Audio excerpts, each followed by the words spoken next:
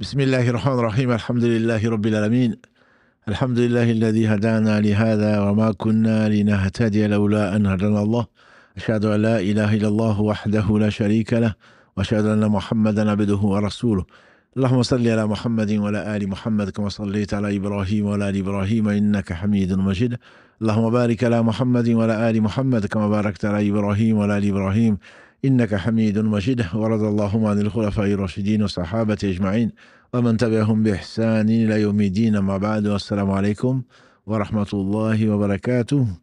La famille, les sœurs, les frères, qu'Allah subhanahu wa ta'ala bénisse votre nuit, lui qui est le digne de louange, nous le louons, nous revenons vers lui repentant, nous demandons protection contre les conséquences de nos péchés et les tendances de l'âme, celui qui Allah guide, nul ne saura l'égarer, celui qui est privé de sa guidée, nul ne saura lui montrer le droit chemin. J'atteste qu'il est le seul digne d'adoration, j'atteste la véracité de l'exemplarité. La prophétie de Mohammed ibn Abdullah, qu'Allah bénisse ce prophète, sa famille, ses compagnons, tous ceux qui les auront suivis dans le droit chemin et nous fassent l'honneur d'en faire partie. Donc, on va essayer de répondre donc aux questions tout en complétant quelques réponses dans la mesure où certaines questions n'étaient peut-être pas formulées comme il fallait, pas simplement, ou en tout cas, ont pu avoir ou connaître d'autres réponses. L'envoi du dernier messager béni est un signe de la fin du monde.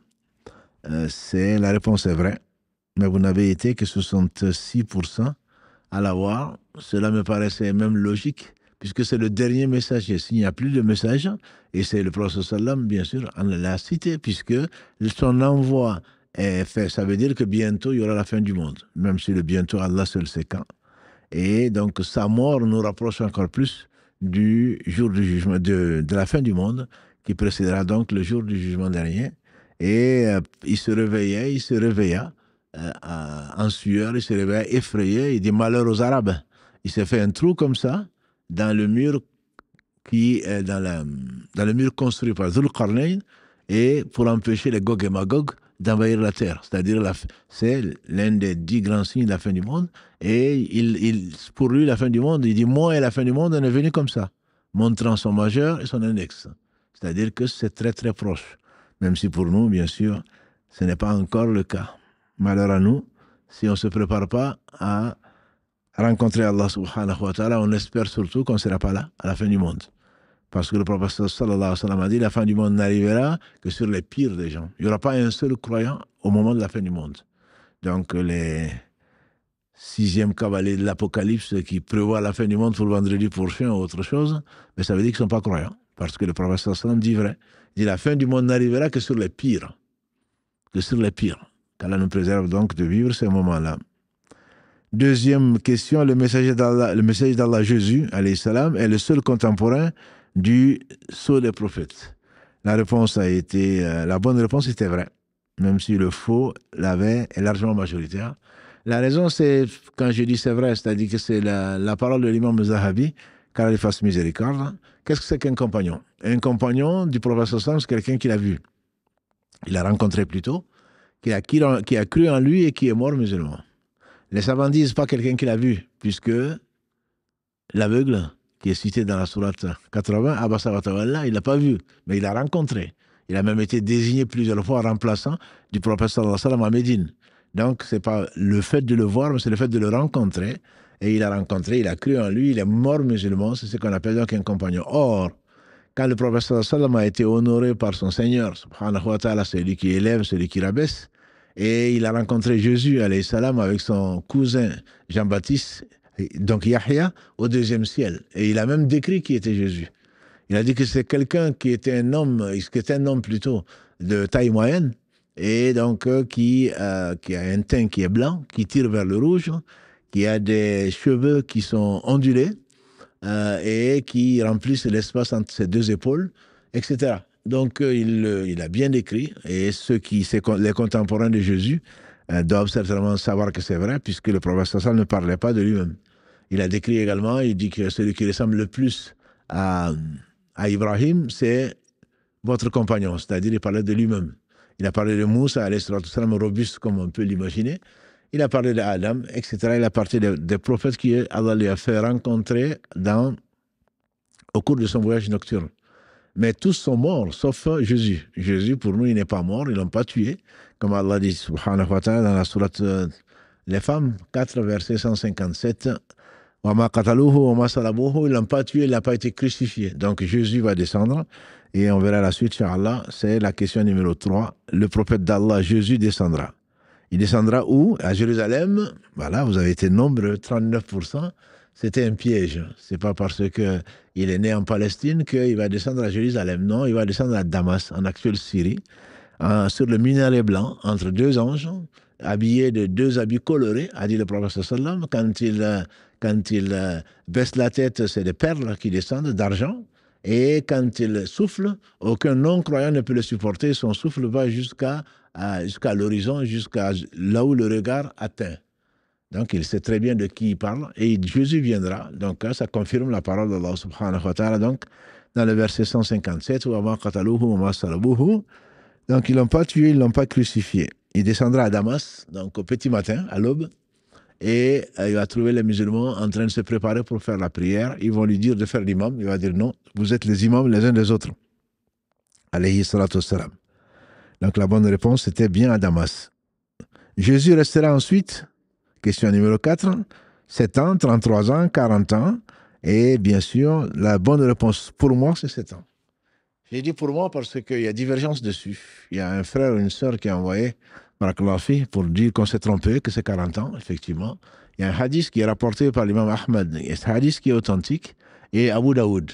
Donc, Jésus restera 40 ans. Alors, 40 ans, alors que dans les hadiths rapportés par Abdallah ibn Amr ibn As, radiallahu anhu, il a rapporté un hadith qui est authentique aussi, qui est rapporté dans le Sahih de l'imam Muslim. Donc les deux hadiths sont authentiques. Et dans ce hadith, le prophète dit qu'il va rester pendant 7 ans, il n'y aura pas de rancœur entre les uns et les autres, etc. Donc les savants, les meilleurs d'entre nous, ce sont les savants. Et parmi eux, les plus doués, on dira, c'est ceux qui réconcilient entre les hadiths. Voilà ce qui a été donc dit. 40 ans a été dit, et le prophète ne parlait pas de lui-même, il ne s'est pas trompé. 7 ans a été dit.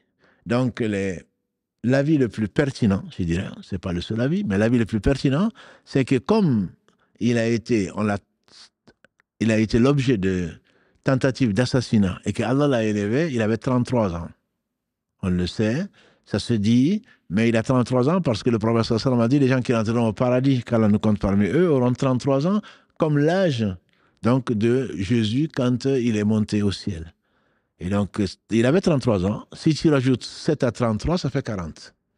Donc, pour essayer de concilier ces deux hadiths qui tous les deux sont authentiques, des savants disent que quand le prophète a parlé de 40, c'est-à-dire qu'il va rester sur la terre 40. Il était resté 33 ans, il lui reste encore 7 ans à vivre sur la terre et ensuite il va mourir comme tout un chacun. Allah est le vivant qui ne meurt pas. Donc c'est la conciliation ou la réconciliation entre ces deux hadiths qui sont tous les deux authentiques et le prophète sallam disait vrai. Voilà. Entre autres, pour ce point et pour d'autres, je vous propose, pour ceux qui veulent vérifier ou qui veulent, puisque les notes ne sont pas très fameuses, donc un livre de référence court, bien écrit. Donc c'est celui-là, La vie après la croyance au jour du jugement dernier du Cheikh Mohammed ibn Ibrahim al-Hammad. Je trouve il est assez bien écrit. Donc, comme livre, est relativement simple, qui donne vraiment des détails sur les signes avant-coureurs, les signes mineurs, les signes majeurs, et dans l'ordre, ou là où il y a divergence, etc. Voilà. Donc, c'était juste pour vous donner une référence, puisque vous aimez bien les références, et également pour ceux qui doutent, qui sachent qu'on ne parle pas de choses qu'on ne connaît pas. Donc, c'est vraiment des références et notre référence, c'est le Coran et c'est la Sunna du prophète sallallahu alayhi wa sallam. Donc, ça, c'était la question 4. Je remercie le frère ou la sœur qui a envoyé donc, ce hadith que je vous ai cité. On le connaissait, il est authentique, mais ce n'est pas le seul. Ce n'est pas le seul, donc il y a d'autres. Et il faut concilier tous les hadiths autant que faire se peut. 5e question, donc, Jésus sera contemporain de Mahdi. Du Mahdi, donc vous avez été plus de 50% à dire oui, effectivement. Jésus, quand il va descendre, il va trouver Mahdi, qui va rester, lui, pendant 7 ans, comme nous l'a enseigné le prophète sallallahu alayhi wa sallam. Il va rester pendant 7 ans. C'est un hadith qui a été authentifié et il va rester avec Jésus. Il va régner, en tout cas gérer les affaires des musulmans pendant ce temps-là, mettre de la justice sur terre. Et il s'appelle, comme lui, sallallahu alayhi wa sallam, il s'appelle Mohammed ibn Abdallah. Et il descend, donc il est de la lignée d'Al-Hassan, qui est le premier fils de Ali et de Fatima, la dernière fille du prophète sallallahu alayhi wa sallam. Voilà, donc il va rester pendant 7 ans. Il va avoir, il va gérer l'affaire des musulmans pendant 7 ans. Et Jésus, pendant ce moment-là, donc va également descendre et ils seront contemporains. 6e question, Jésus n'acceptera pas la jizya, tribut donc payé pour ceux des non-musulmans qui sont sous l'autorité musulmane. La réponse c'est oui, effectivement. Vous n'avez pas eu la moyenne, mais vous avez été près de 45% à répondre que oui. Le prophète sallam a décrit qu'il descendra, il va tuer le porc, il va casser la croix, il va pas accepter la jizya. Donc c'est la soumission seulement qu'il va accepter à Dieu, c'est-à-dire l'islam, c'est tout ce qu'il va accepter. Donc la réponse était bien là, le vrai. Jésus fera appliquer l'évangile, oui ou non? Vous avez été 80%. Heureusement, non, il ne va pas faire appliquer l'évangile, puisque l'évangile est venu pour confirmer la Torah, et l'évangile n'est destiné qu'aux fils d'Israël. Comme Jésus le dit lui-même, إذ قال عيسى بن مريم, verset 6 de la sourate 61, إذ قال عيسى بن مريم يا بني إسرائيل إني رسول الله إليكم مصدقا لما بين يدي من التوراة. إني رسول الله إليكم. Fils d'Israël, je suis un messager vers vous. مصدقا لما بين يدي من التوراة. Et donc, pour venir confirmer la Torah. Et donc, Mubashiran bi Rasouli ya'ti min ba'di ismuhu Ahmad, et pour vous annoncer la venue d'un prophète après moi dont le nom sera Ahmad. Donc, sallallahu alayhi wa sallam, donc Jésus va, sa mission est terminée à 33 ans, mais quand il va revenir, il va devenir musulman. Comme Allah lui a ordonné de faire la prière, de donner la zakat, on a vu ça donc, la semaine dernière, avec l'épreuve, pour dire que le mercredi en particulier, pour dire que la prière et le jeûne sont des choses qui ont été imposées ou ordonnées par Allah subhanahu wa ta'ala à tous les prophètes, que Jésus, sa mère, Ismaïl ou d'autres ont prié, ils ont jeûné. Donc c'est un ordre qu'Allah a donné à tout un chacun. Et le prophète sallallahu alayhi wa sallam a dit, comment est-ce que vous allez agir quand le fils de Marie viendra et il fera le pèlerinage? Il fera également le pèlerinage. Quant au premier article de foi, bien sûr, tous les prophètes sont musulmans, tous les prophètes ont appelé leur peuple à adorer Allah et fuir les fausses divinités. وَلَقَدْ أَرْسَلْنَا وَمَا أَرْسَلْنَا مِنْ قَبْلِكَ مِنْ رَسُولٍ إِلَّا نُوحِي إِلَيْهِ أَنَّهُ لَا إِلَهَ إِلَّا أَنَا فَاعْبُدُونِ. Allah dit à son messager sallallahu alayhi wa sallam dans la sourate 21, les prophètes, verset 25, on n'a pas envoyé avant toi, ya Muhammad, un messager, sauf pour dire à son peuple, adorez-moi. Il y a d'autres dignes d'adoration que moi, adorez-moi donc. Donc ça c'est un verset qui prouve que tous les prophètes, alayhi salam, ont appelé leur peuple à adorer Allah sans rien lui associer. 8e question. Gog et Magog sont d'une race différente de celle des fils d'Adam. Là, j'ai entendu vrai à 48%, faux à 37%. C'est faux. Qu'est-ce que dis-je? C'est pas une race différente, c'est les fils d'Adam. C'est des fils d'Adam, même s'ils ils ont des caractéristiques assez particulières. Abu Saïd al-Khudri, qu'Allah l'agrée, dans ce qui a été rapporté par Al-Bukhari et Muslim, qu'Allah fasse miséricorde, le prophète sallam a dit, le jour du jugement dernier, Allah dira ya Adam, il dit, me voici au Seigneur. Labayka ya Rabb, me voici. Allah dira à Adam, alayhi salam, fais sortir de ta progéniture. C'est là où c'est de sa progéniture. Fais sortir de tes enfants la part de l'enfer. Et il dira quelle est la part de l'enfer. Et on lui dira, sur 1000 de tes enfants, 999. Bien sûr, les compagnons ont été effrayés parce qu'ils y croient. Ils croyaient au prophète sallam, ils savaient que ce qu'il disait était vrai et qu'il ne parlait pas de lui-même. Ils ont été effrayés. Et donc, il a dit, c'est le jour où les enfants auront les cheveux blancs. Parce qu'ils ne savent pas s'ils sont le 1 pour 1000 ou ils font partie des 999.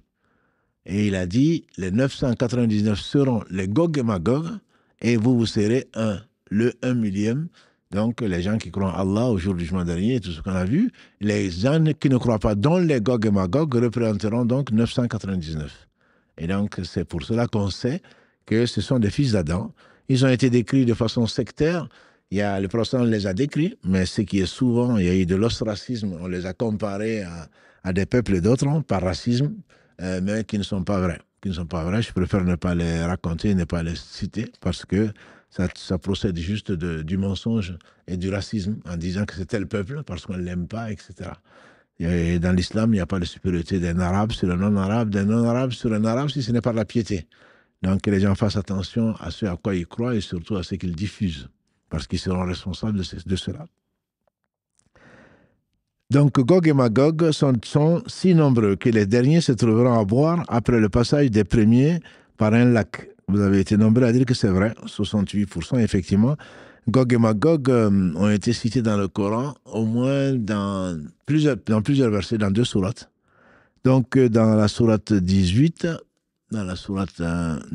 sourate Kaf, que vous lisez tous les jeudis soirs ou tous les vendredis, dans les versets 93 à 99, et également dans la sourate 21, donc les prophètes, dans les versets 96 et 97, où Allah parle de la sortie de Gog et Magog, et pour nous signifier qu'ils sortiront à la fin du monde.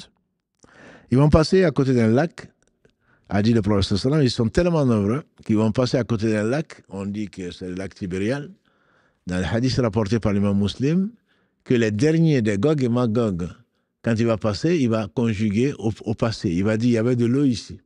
C'est-à-dire qu'en traversant, ils ont bu, ils sont tellement nombreux qu'ils ont fini l'eau du lac. Les derniers n'ont pas eu de l'eau.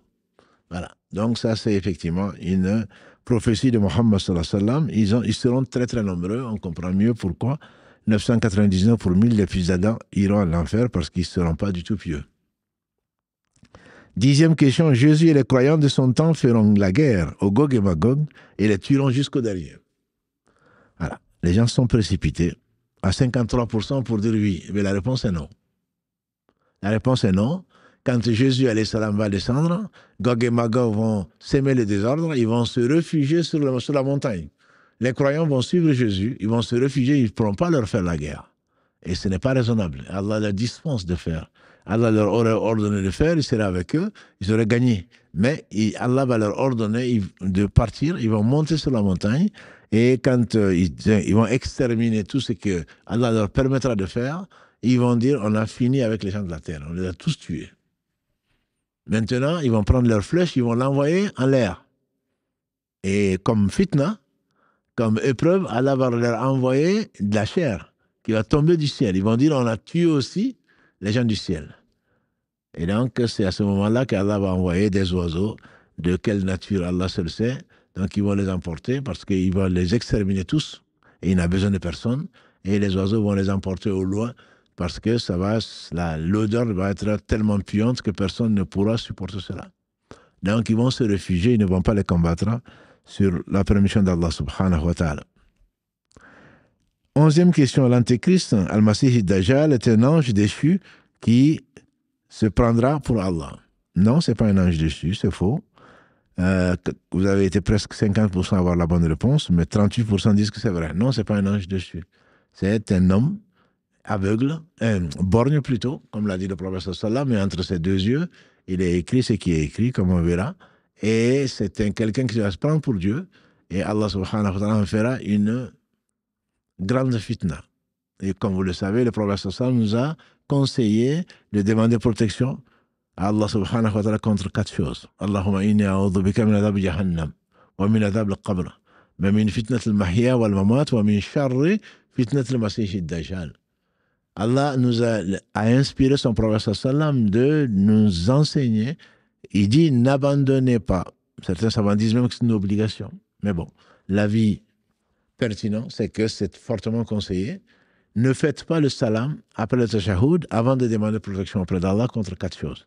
Contre l'enfer, contre le châtiment de la tombe, quand on nous en préserve, contre les tentations de la vie et de la mort. Et tant qu'on n'est pas mort, Allah seul sait, c'est lui qui détient tout. Et donc, c'est lui qui détient les cœurs en particulier. Il se peut qu'on meure non musulman, qu'Allah nous en préserve. C'est pour cela que c'est la fin là, qui est vraiment déterminante. Et contre les mots de l'Antéchrist. Le prophète alayhi salatu salam, il a dit, tous les prophètes ont mis en garde leur peuple contre l'Antéchrist. Parce qu'il va se prendre pour Dieu et Dieu va lui permettre de tenter les gens et il va lui donner un certain nombre d'outils, de moyens qui vont tenter les gens faibles. Et ils seront nombreux à ce moment-là. 12e, donc, l'Antéchrist restera sur terre. Est-ce qu'il va rester 7 jours, 30 jours, 40 jours? La réponse est il va rester 40 jours. Il va rester 40 jours et le prophète sallallahu alayhi wa sallam a dit que l'Antéchrist va rester 40 jours dans un hadith rapporté par l'imam Muslim également. Il dit 40 jours, une année, un jour comme une année, un jour comme un mois et un jour comme une semaine, le reste des jours, donc les 37 autres jours, comme vos jours normaux. Un jour qui sera comme un an, parce qu'Allah l'aura voulu comme ça. Un jour qui sera comme un mois, va durer un mois. Et un jour qui sera une semaine, les 37 autres jours seront 40, donc moins 3. Oui, c'est les 37 autres jours seront donc des jours normaux. Les compagnons du prophète lui ont demandé alors qu'est-ce qu'on fait donc pendant un jour qui va durer pendant comme un an, comment est-ce qu'on va prier 5 fois? Il a dit non, vous comptez. Vous comptez. Donc ce n'est pas pendant un an tu vas prier 5 fois. Non, tu vas compter le temps qu'Allah nous préserve de vivre ce moment-là parce que c'est terrible. Qu'aucun, il dit quand vous entendez parler de lui, fuyez. Pour que personne ne pense que sa foi va lui permettre de résister. Non, moi je suis croyant, moi j'ai pas peur. C'est le prophète sallam qui te met en garde. Fuyez. Celui qui peut aller à Médine ou à Makkah, c'est les deux endroits où Allah lui a interdit de rentrer. Les anges l'empêchent de rentrer dans ces deux villes-là. Mais il y a des gens qu'il va découper en deux et ensuite Allah va lui donner un feu qui est de l'eau et un fleuve qui est du feu. Il va changer un certain nombre de choses et il sera suivi par énormément de gens. Donc c'est 40 jours, ce qui fait, si vous calculez bien, 40 jours, en fait, qui vont représenter en réalité 14 mois environ et 14 semaines. Donc vous prenez les 37, vous prenez un jour qui fait déjà un an, donc ça fait 50 semaines, etc. Donc ça fait le total, si on le calcule, ce serait donc 14 mois, puisqu'il y a celui qui fait un an déjà, ça fait 12 mois, plus le reste, et 14 semaines à peu près. 14 mois et 14 semaines. Donc ce sera son séjour ici-bas. Ensuite, 13e question. L'Antéchrist sera reconnaissable par les croyants en raison de ce qui sera écrit sur son front. Oui. Oui, et vous avez été 90% presque à avoir la bonne réponse. Le prophète sallam a dit, vous le reconnaîtrez. Vous le reconnaîtrez, il sera écrit sur son front, Kafara. Kaf, Fa et Ra. Il dit même tout croyant pourra le lire. Ce sera écrit entre ses deux yeux et il est borgne et Allah n'est pas borgne, a dit le prophète sallallahu alayhi wa sallam. Donc effectivement, il sera reconnaissable par les croyants, par les seuls croyants qui ne vont pas le suivre et qui seront éprouvés comme les autres par lui. 14e question, le soleil se lèvera à l'ouest à la fin du monde et repartira sans se coucher. Oui, la réponse à 68%, vous avez vu juste, c'est un des signes de la fin du monde et qui amènera donc les gens à croire. Tout le monde va croire, a dit le prophète sallam. D'ailleurs, la porte du repentir est ouverte pour toute personne qui revient vers Allah repentante jusqu'à soit le lever du soleil à l'ouest. À ce moment-là, tout le monde saura que c'est la fin du monde. Tout le monde va croire à ce moment. J'imagine la NASA en train de faire des calculs et finalement, ils n'arriveront pas à expliquer. Donc, tout le monde va croire, mais la foi de quiconque ne lui servira à rien si elle n'avait pas cru auparavant. Donc, c'est un des 10 grands signes de la fin du monde. Et la porte du repentir est également ouverte à tout un chacun jusqu'à ce que l'âme monte au gosier, donc jusqu'à ce que l'on rencontre l'ange de la mort. Une fois l'ange de la mort, on l'a rencontré, il n'y aura plus possibilité de revenir et demander pardon. Le Pharaon en sait quelque chose. Il est en enfer, il en sait quelque chose. Puisqu'il a cru, lui aussi, mais quand il allait être noyé, c'est là où il a cru. Ceci ne servira pas à grand-chose. 15. Le feu qui se déclarera à la fin du monde, c'est l'un des 10 grands signes qu'a cité le prophète sallam dans le même hadith. Le feu qui se déclarera à la fin du monde et poussera les gens vers le lieu de rassemblement, verra donc le jour à Jérusalem, à la Mecque, à Aden. Voilà. Donc vous avez été très peu nombreux à avoir la bonne réponse. C'était à Aden au Yémen. C'était à Aden, donc au Yémen, et ce n'est pas à la Mecque. C'est pas non plus à Jérusalem. Et je ne sais pas, et la réponse majoritaire, 44%. Qu'Allah bénisse ceux-là et tous ceux qui ont participé. 16e question, parmi les signes mineurs de la fin du monde figure la disparition de la science et des savants. Masha'Allah, vous avez été 90%. Ça, c'est un hadith, donc l'heure ne viendra pas avant que les savants disparaissent. Et on le constate de toute façon. Les meilleurs, les plus grands savants sont les compagnons. Ensuite, quelques-uns qu'Allah a choisis, subhanahu wa ta'ala, et qu'il les bénisse, qui sont les meilleurs donc, de la communauté. 17, la fin du monde sera un lundi, mercredi, vendredi, je ne sais pas. Alors, 82%, c'est un vendredi.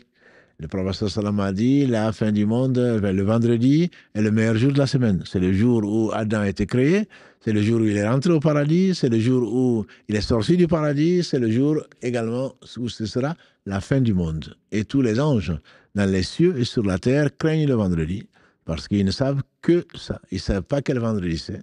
Allah seul sait quand, mais c'est un vendredi. Et le vendredi a une heure particulière.